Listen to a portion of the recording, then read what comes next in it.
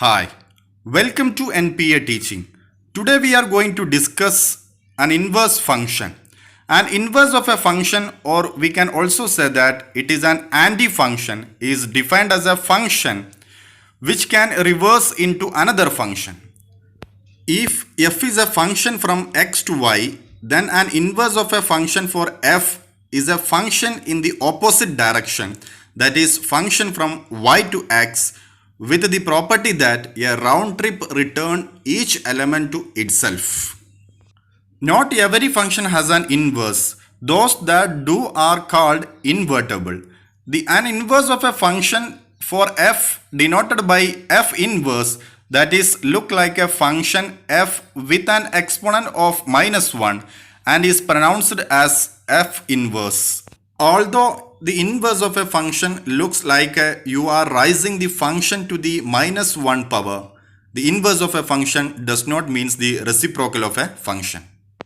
It is the set of ordered pairs obtained by interchanging the first and second elements of each pairs in the original function. A function and its inverse of a function can be described as do and undo functions. A function take a starting value, perform some operation on this value and create an output answer.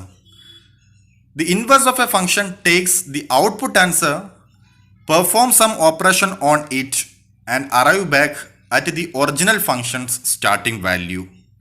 As a simple example, we all have a way of tying our shoes, and how we tie our shoes could be called a function. So what would be the inverse of tying our shoes?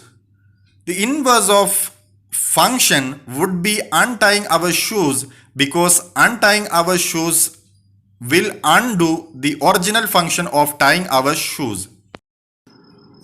Not all functions have an inverse, so it is important to determine whether or not a function has an inverse before we try and find the inverse of a function.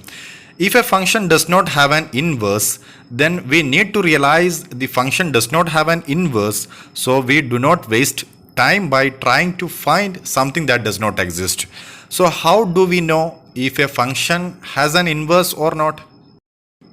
Now we are going to consider some of the examples to check whether there exists the inverse function or not. So consider the first example, that is here the relation is given.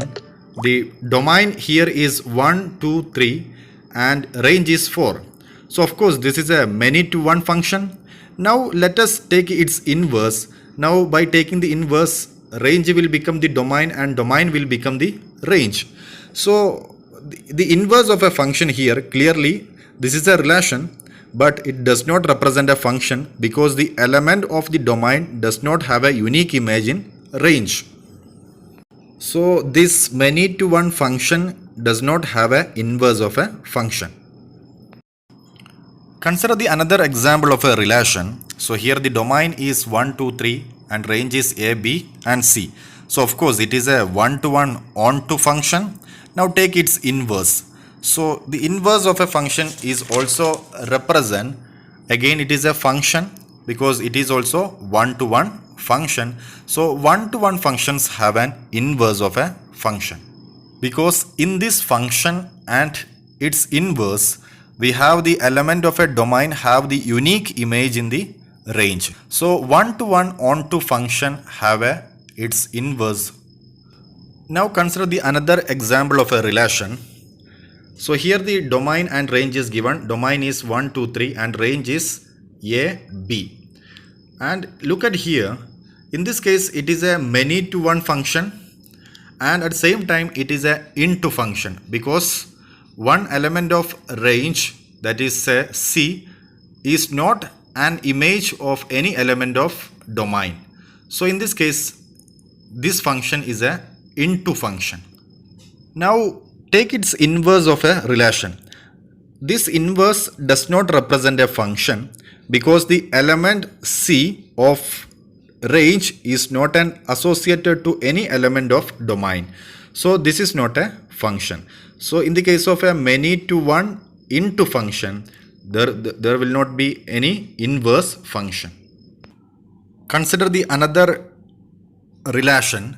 Here in this relation, the domain is 1, 2, 3 and the range is A, B, C and codomain is A, B, C and D.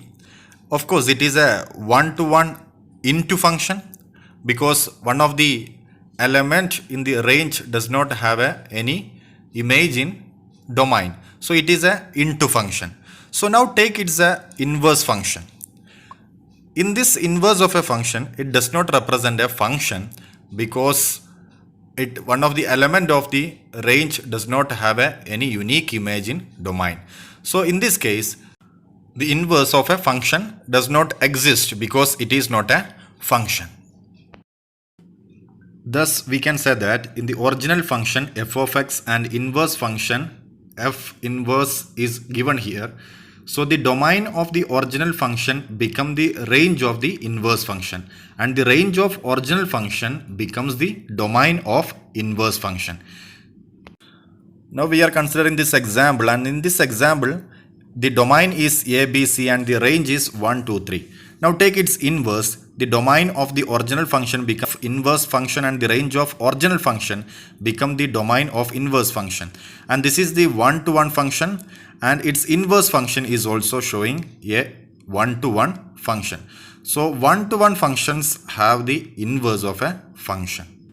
So from the previous examples, we may or may not get a relation showing a function when relation is inversed.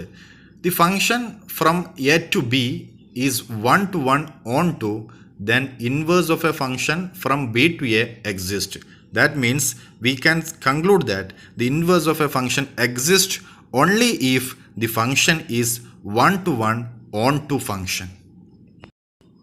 One example, that is, determine if the function f 7, 3, 8, minus 5, minus 2, 11, minus 6, 4 is a one-to-one function or not, because the one-to-one function have only the inverse function. This function f is a one-to-one function because each of the x values is in the ordered pair is a unique. None of the x value appear more than once. Since the function f is one-to-one, the function f must have an inverse. The second example, that is, determine a function h, that is minus 8, minus 11, minus 9, 5, 4, 6, minus 9 is one-to-one function or not. The function h is not a one-to-one function because in range or y value of minus 9 is not unique. The y value of 9 appear more than once. Since the function h is not a one-to-one function, the function h does not have an inverse. So remember that only one-to-one function have an inverse. That means the inverse of function exists only when the function is one-to-one function. Now we are going to discuss how to find the inverse function. Here the steps required to find the inverse function. That is, the first step, determine if the function has an inverse or not. That means is the function is a one-to-one function. If function is not a one-to-one function, then say that the function does not have an inverse and stop there. But if the function is a one-to-one function, then go to the step 2. That is, step 2 is change f of x into y. Then the third step is interchange x and y. Then fourth step is solve for y. And the last step is change y back to f inverse. So these are the various steps to find the inverse of a function. We will find the inverse of a function numerically so that it will be more clear. So one numerical example is given here. F of x is equal to x minus 4. So the first step is that change f of x into y. So here instead of f of x we are substituting y. So y is equal to x minus 4. Now next step is interchange x and y. So by interchanging the x and y will become x and x will become y. So it is x is equal to y minus 4. The next step is solve this equation for y. So it will become x plus 4 is equal to y. And finally change y back to f inverse. So f inverse, that is inverse function, is equal to x plus 4. This is the procedure for finding the inverse function. Now consider the another example, that is f of x is equal to 2x minus 5. So first step is change f of x into y, that is y is equal to 2x minus 5. Then interchange x and y, so it will become x is equal to 2y minus 5. Now solve for y. So for solving for y, here we have to add 5 in the both side of the equation. So it will become x plus 5 is equal to 2y. Then for isolating y, we have to divide 2 in the both side of equation. So x plus 5 divided by 2 is equal to y. So y is equal to 1 by 2 x plus 5 by 2. Now the last step is that change y back to inverse of a function, that is f inverse of a function is equal to 1 by 2 x plus 5 by 2. So this is the inverse of a function, and this is the procedure for finding the inverse function. So I hope you are clear about the concept of inverse function and the existence of an inverse function and how to find the inverse function. Have a nice day and see you in the next video. Thank you.